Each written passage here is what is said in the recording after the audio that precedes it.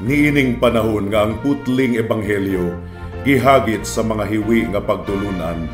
Kinahanglang mubarog ang mga tinunan ni Kristo sa pagpakigbisog sa paglaban sa pagtuo nga makausa ug alang sa tanang panahong gihatag sa Dios ngadto sa iyang katawhan. Mao'y hinungdan nga namugna kining tulumanon ang putling ebanghelyo. 30 minutos nga pagsabwag sa tinuod nga ebanghelyo kauban ni Pastor Jeremias hangad. Ang putling ebanghelyo tulumanon nga gihatod kaninyo sa Herald of Grace Radio Ministries Philippines.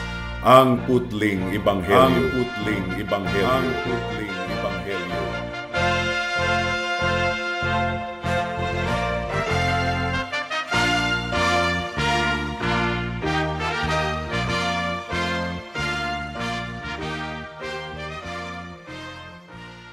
Happy New Year sa tanang mga regular nga tigpaminawan sa atong panagsibya dinhi sa kahanginan, ug Happy New Year usab sa akong nanay Kunsing, Lolo Isabelo, ug tanang mga kaparintihan nga dili nato ma-mention one by one sa sobra sa kadaghan mga kaigsuonan.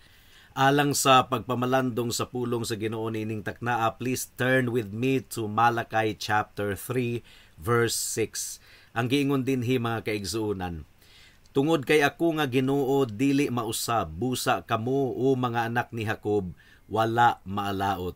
May the Lord bless the proclamation of His word at this moment. Once again, maayong bag-ong tuig sa matag usa kanato. Ang mga katuigan ug mga kapanahunan, mga kaigsuonan, mausab, apan ang atong Dios ug ang iyang pulong dili gayod mausab. Kining kausaban nga atong nasinatian adunay kaluha nga kahadlok, kabalaka ug pagkadismaya at times, pero kita makabarog nga secure sa atong Dios nga dili gayud mausab. Ang background sa atong teksto niining taknaa gisulat kini ni Malakay mga kaigsunan. Kini si Malakay or Malakias sa Bisaya pa, siya ang katapusang propeta nga adunay sinulat sa daang tugon, ug ang iyang propesiya gisundan og 400 anyos nga espirituhanon nga kangitngit nga wala gayoy bisag usa nga propeta nga mibarog alang sa pagmantala sa pulong sa Ginoo. Ang ministry ni Prophet Malakay mga kaigsunan nagbadlong sa mga katawhan nga danghag spiritually nga mipauli sila gikan sa pagkabihag sa Babylonia aron manimuyo sa ilang yutang na tawhan sa Israel. Ilang gipabilin ang relihiyon nga Judaismo, panggawas nga pag-observe sa relihiyon, pero ang ilang kasing-kasing mga kaigsuunan layo kaayo. Ang ilang pagsimba og debosyon sa Ginoo panggawas lamang. Mao nga gibadlong sila ni Propeta Malakias gumikan sa ilang indifference, sa ilang attitude nga wala gihapon diha sa Ginoo. Layo kayo ang ilang kasing-kasing sa Ginoo. Unya naara sila og reklamo kanunay sa Ginoo. Ilang gi-question kanunay kung nahigugma ba ang Ginoo kanila. Ang giingon sa Malakay chapter 1 verse 2, giunsa mo kami paghigugma? Ug kung ang mga daotang tawo mulampos, ang Ginoo dayon ang ilang basulon ug ilang i-question ang paghukom sa Dios. So gihatagan sila ni Malakias og kasiguruhan nga ang Ginoo mukanaog ngadto kanila pero dili susama sa ilang gilauman. Gumikan kay ang Dios muanha kanila diha sa dakong paghukom. Gumikan kay ang Dios ang maghuhukom labaw sa tanan. So naghatag gayud og kasiguraduhan si Malakias nga ang paghukom sa Ginoo iyang ipakanaog sa mga tawo nga mambabarang, sa mga tawo nga nangabit, sa mga bakakon ug sa mga nagdaog-daog sa mga huyang nga mga katawhan. Ang atong teksto mo kini ang pinaka-climax sa pasidaan ni Propeta Malakias. Ug gipakita gayud niini ang pagkaseryoso sa sala sa nasod sa Israel, ang pagkabugat sa paghukom sa Dios ug ang pagkalabing labaw sa Ginoo ingon nga maghuhukom sa tanang mga tawo. Ug gilarawan niini ang tulo ka kinaiyahan sa atong buhi nga Dios, ang iyang gahom, ang iyang character ug ang iyang pagkamatinud-anon. Adunay tulo ka bahin ang atong pagpamalandong niining taknaa. Una, the self-existence of God. Ang buti pasabot niini, walay nagbuhat sa Dios, walay nagmugna sa Dios. Anaa na siya even before the foundation of the world, from everlasting to everlasting ang Dios anaa na. Ikaduhang punto, the immutability of God. Ang buti pasabot niini, walay pagkausab ang Dios. Dili mausab, dili mabalhin. Ug ikatulo, the integrity of God. Ang Dios matinud-anon gayod sa iyang pulong, iyang tumanon kini, gumikan kay aduna siya'y integridad, dili gayod siya bakakon. Hinaot nga tabangan kita sa Ginoo sa atong pagpadayon sa pagpamalandong sa iyang pulong niining taknaa. Mudangat na kita sa unang punto, the self-existence of God. Ang buti pasabot niini, ang Dios walay nagbuhat kaniya, anaa na siya from everlasting to everlasting. Ang giingon sa atong teksto, tungod kay ako nga Ginoo. Ang Hebrew word sa Ginoo mga kaigsuunan, Jehovah. Ang but pasabot sa Jehovah, self-existent one. Ang pangalan nga Jehovah, usa ka na sa daghang mga pangalan sa Ginoo sumala sa iyang gipadayag sa Biblia. Ug sa pagngalan sa Ginoo sa iyang kaugalingon nga Jehovah, gideklarar niini nga ang atong Dios independent. Ang but pasabot, wala siya nagsalig kang bisan kinsa. Wala siya nagsalig sa bisan unsang butang. Independent ang atong Dios. Self-existent siya. Matag usa kanato nagkinabuhi niining kalibutana, gumikan kay gibuhat kita sa Dios. Pero dili ingon ana ang Dios. Wala may magbubuhat sa Dios. He existed before anything was brought into being. Anaa na ang Dios sa wala pagani ang sinugdanan mga kaigsunan. Ug kitang tanan kinahanglan kitang bukaon aron kita mabuhi. Pero dili ingon ana ang atong Dios. Wala siya nagsalig sa pagkaon or sa bisag unsang vitamins or ilimnon or bisan unsang mga butang aron siya mabuhi. Ang atong Dios self-existent. Ug kung ting-init mga kaigsunan, wala nang ginahanglan ang Ginoo og aircon or paypay or electric fan aron dili siya mainitan. Wa usab siya nang ginahanglan og habol aron dili siya matugnawan sa panahon sa tingtugnaw. Ang atong Dios, He is absolutely independent of all. Wa siya nang ginahanglan og bisag unsang butang. Ug mao kini ang gimantala sa atong teksto, for I am Jehovah. Ug iya kining gilitok sa wala pa niya gilitok ang iyang pulong sa paghukom or pasidaan sa mga tawong dautan. For I am Jehovah. Introduction niya kini sa iyang announcement nga iyang pagahukman ang mga tawong dautan. So gi-emphasize sa atong Ginoo nga siya nga self-existent nga maghuhukom. Ang tanang mga hari sa yuta moatubang kaniya alang sa paghukom. Ug ang iyang judgment independent, walay nagtambag kaniya. Wa gani siya nanginahanglan og mga saksi, mga kaigsunan, gumikan kay nasayod siya sa tanang mga butang. Kung kita pasakaan og sumbong, kinahanglang mo-produce kita og mga saksi aron depensahan nato atong kaugalingon. Pero ang Dios wala nang ginahanglan og saksi, gumikan kay nasayod ang Ginoo sa tanang mga butang. Wala po'y makatalo-talo sa atong Ginoo. Walay makapanglimbong kaniya, walay maka-discourage kaniya or makapadasig kaniya mga kaigsunan. Walay nagtambag sa Dios because He is independent. Mao kini ang Dios nga atong atubangon sa adlaw sa paghukom. Kinahanglan gayod nga moatubang kita gumikan kay ang giingon sa Biblia, as it is appointed for man to die once and after that to face judgment. Ug aduna siya'y giandam nga adlaw sa paghukom ug wala gayoy makaikiyas niini mga kaigsunan. Busa makalilisang gayod kaayo nga moatubang kita sa atong Dios nga maghuhukom.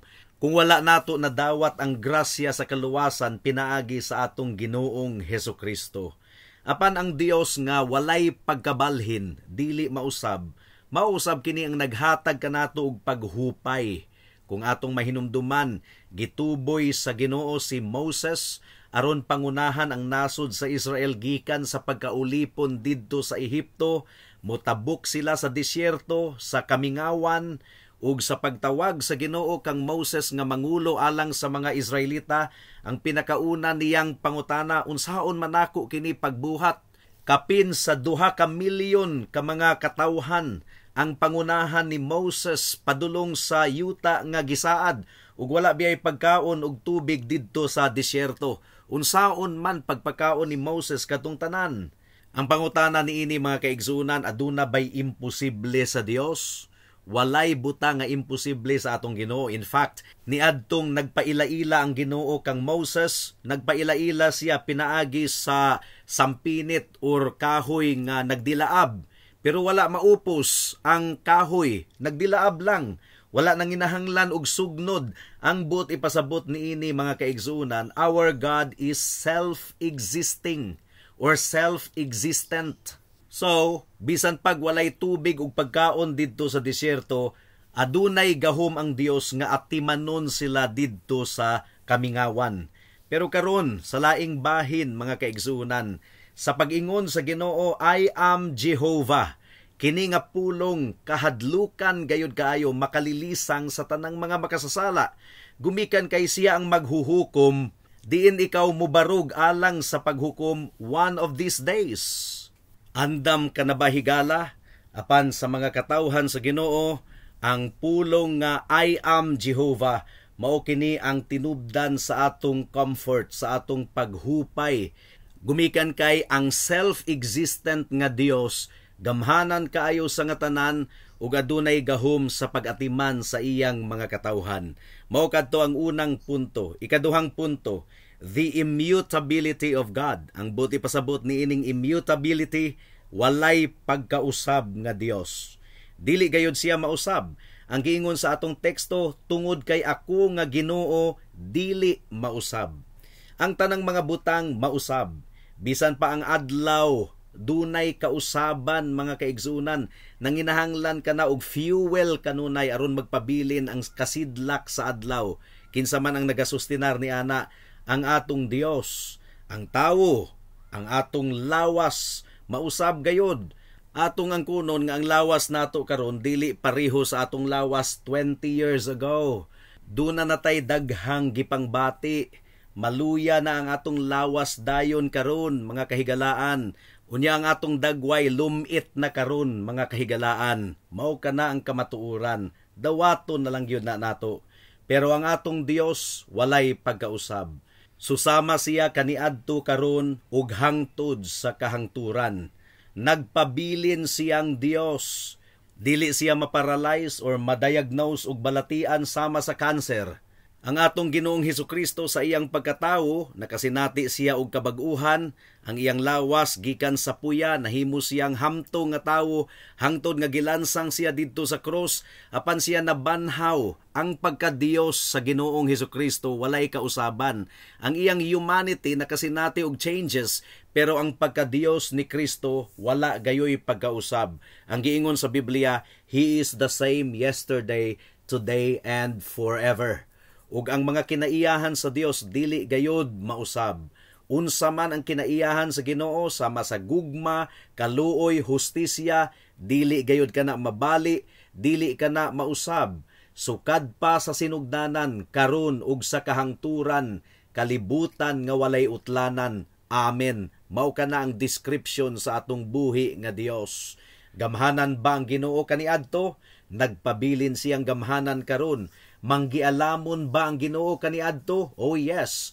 Nagpabilin siya nga manggialamon karon. Balaan ba ang Dios kaniadto? Yes. Nagpabilin siya nga balaan karon. Ang standard of morality and holiness sa atong Ginoo dili gayud mausab.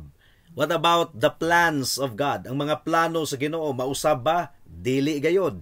Ang giingon sa Psalm chapter 115 verse 3, ang among Dios anaa sa mga langit, iyang ginabuhat ang bisag unsa nga iyang kabubuton.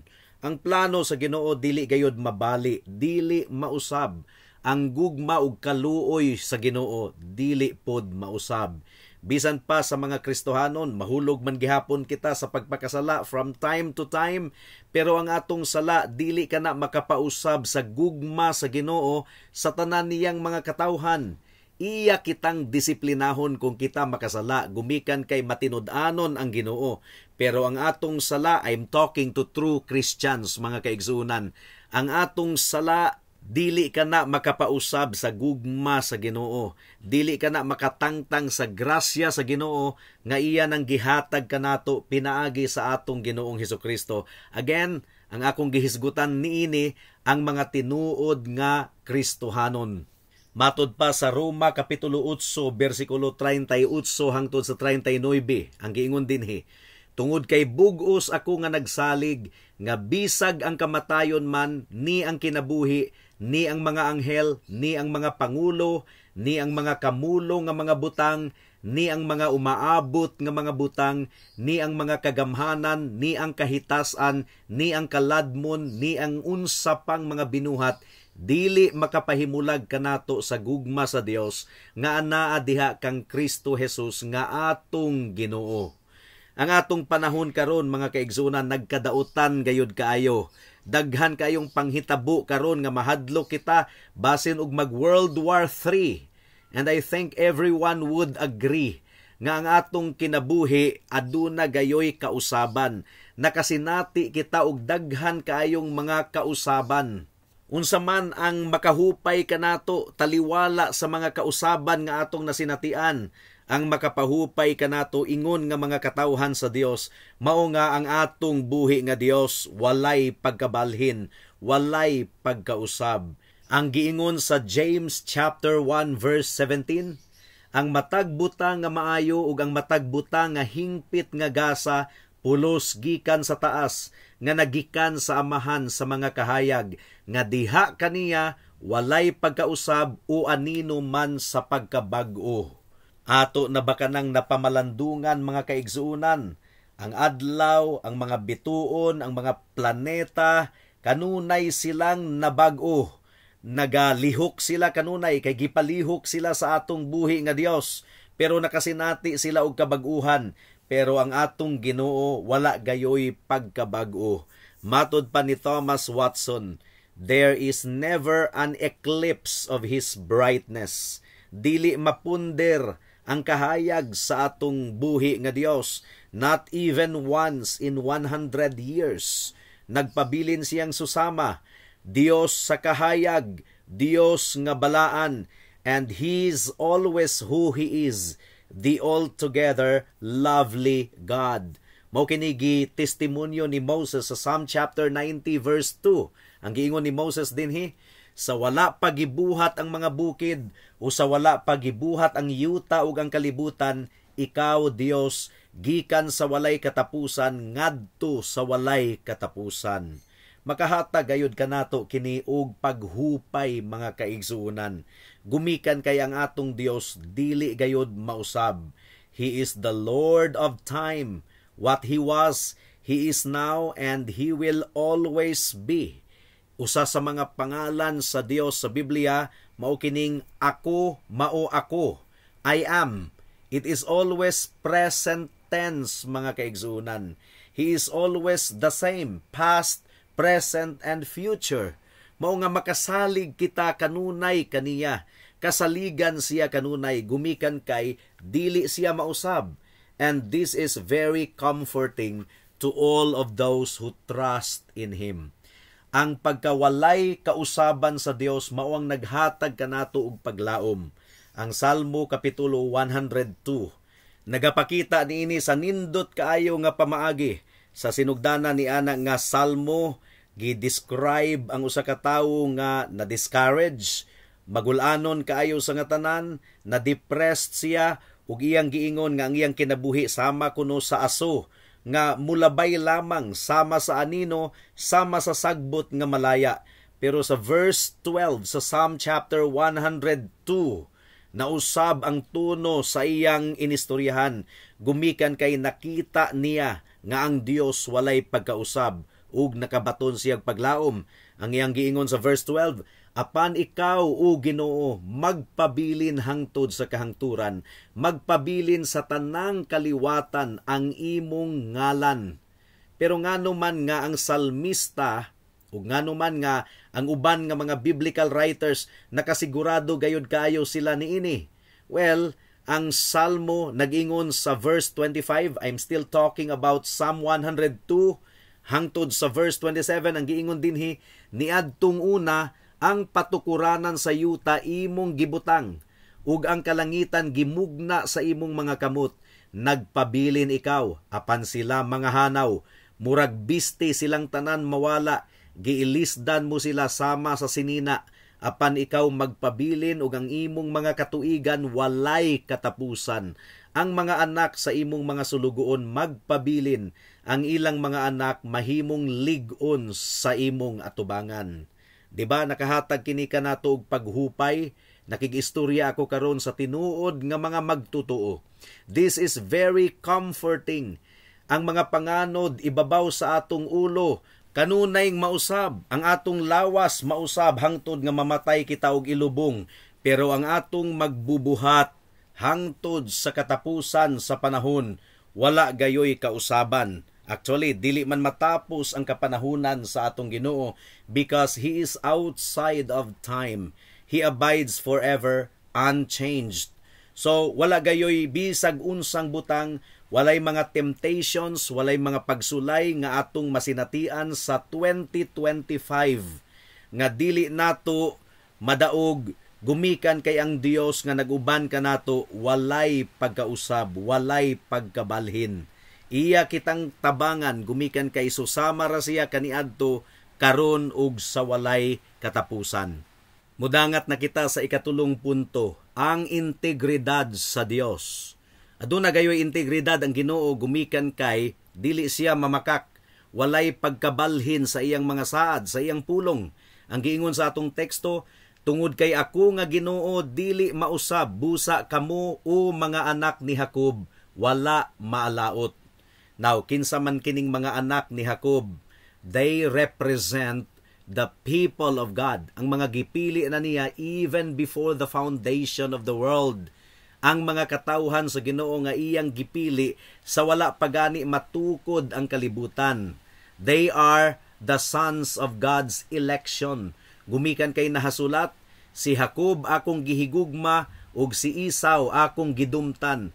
Ang mga anak nga wala pagani na tawo ug wala pa nakabuhat og maayo o dautan. Nahasulat nga ang magulang moalagad sa manghod. So who are the sons of Jacob? The sons of Jacob are the elect. Sila ang gipili sa Ginoo. Iyan ang gihigugmang daan sa wala pagani matukod ang kalibutan. Si Jacob, wala unta siya'y birthright sa sinugdanan. Tungod kay dili man siya ang kamagwangan, si Esau ang kamagwangan. Susama ragod nato, kaniadto wala kitay katungod nga mahimong anak sa Dios. Mga anak kita sa yawa kaniadto sa wala pa kita nagtuo sa atong Ginoong Hesukristo. Pero ang giingon sa John chapter 1 verse 12, apan ang tanan nga midawat kaniya nga nagsalig sa iyang ngalan, iyang gihatagan og katungod nga mahimong mga anak sa Dios. Again, kaniadto, John 8:44, mga anak kuno kita sa yawa, apan karon gumikan sa pagtuog, pagsalig nato kang Hesukristo, gihatagan kita og katungod nga mahimong anak sa Dios. Galatians chapter 3 verse 29, ang giingon dinhi, ug kung kamo iya ni Kristo, nan mga kaliwat gayod kamo ni Abraham, mga manununod sumala sa saad. So gumikan sa pagkamatinud-anon sa Ginoo nga dili gayud siya mausab, ang mga anak ni Jacob wala maalaot, wala makonsumed. Daghan kaayong okasyon nga makonsumed unta kita. First of all, takos kita nga malaglag, maalaot didto sa impyerno, gumikan kay makasasala kita. Pero gumikan sa gibuhat ni Kristo, ang iyang kamatayon didto sa cross sa Kalbaryo, ang iyang dugo nga giula alang sa paglukat sa mga makasasala, gumikan sa merito sa atong Ginoong Hesukristo, naluwas kita gikan sa eternal nga kalaglagan, ug kini nga kaluwasan nga gihatag sa Ginoo kanato, dili gayod mawala, gumikan kay dili siya mausab. Naalaot na unta kita, gumikan kay napalibutan kita og bagang katawhan nga nahigugma sa sala, puno sa pagkadautan kining kalibutana. Unya nasayod kita nga aduna pay remaining sin nga nagpabilin sa atong kinabuhi bisag Kristohano na kita. Pero gumikan sa gugma ni Kristo nga walay pagkabag-o, wala gayud kita maalaot. Dali ra gyud unta kitang maalaot kung changeable pa unta ang gugma ni Kristo. Salamat na lang gumikan kay ang iyang gugma ug kaluoy wala gayoy kausaban. Nahimo kitang mga anak sa Dios. Amahan na nato siya karon. Daghan biyang mga tatay diri sa kalibutan nga ilang gipatay ang ilang anak. Naagyod na basahan nato sa balita, natanaw usab nato sa TV kay wa na gyud sila kaagwanta sa pagkabadlungon sa ilang anak. Mao nga naka-resort sila nga ilang gipatay ang ilang anak. Pero ang atong Dios, daghan kaayong mga anak ang Ginoo sa tibuok kalibutan, kitang tanan actually badlungon. Nakasala gihapon kita, gaduda kita sa atong buhi nga Dios. Salamat sa Ginoo, gumikan kay ang iyang gugma walay kausaban, ang iyang kaluoy walay pagkausab, ang iyang grasya nagpabilin nga intact. Mao nga ang tanang mga magtotoo luwas hangtod sa kahangturan, gumikan kay ang Dios nga atong gisaligan walay pagkausab.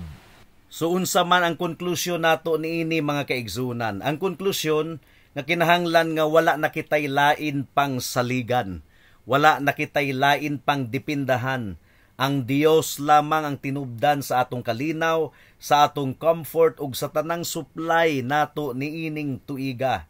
Ang kamatuoran nga ang Dios dili mausab, siya lamang gayod ang atong kasaligan. Gumikan kay dili siya mausab sa iyang mga saad. Doon na ba kay nailhan nga tawo nga dili mausab, nga consistent gayod siya sa iyang mga pulong, sa iyang mga lakang? Wala nag-exist ka ng tawhana ni ining kalibutana, walay ingunana nga tawo. Ang Dios lamang ang nagpabilin nga walay pagkausab.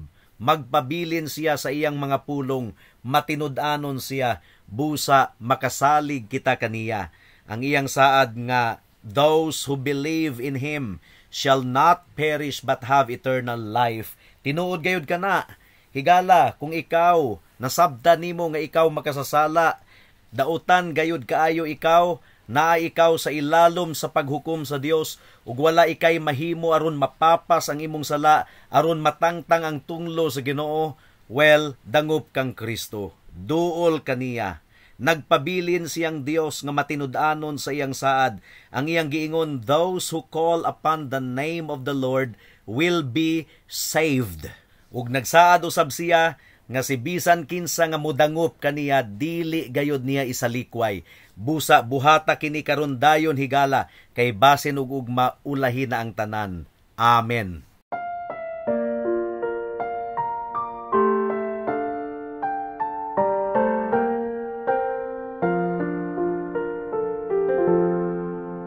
In the bulb there is a flower, in the seed an apple tree, in cocoons a hidden promise, butterflies will soon be free.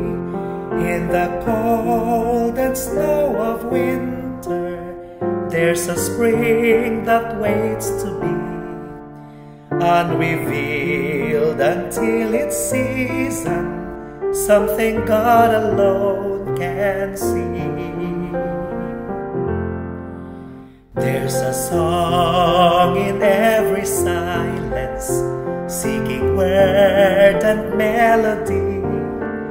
There's a dawn in every darkness, bringing hope to you and me. From the past will come the future, what it holds a mystery, unrevealed until its season, something God alone can see. In our end is our beginning, in our time infinity. In our doubt there is believing, in our life eternity. In our death, our resurrection, at the last of victory, unrevealed until its season, something God alone can see.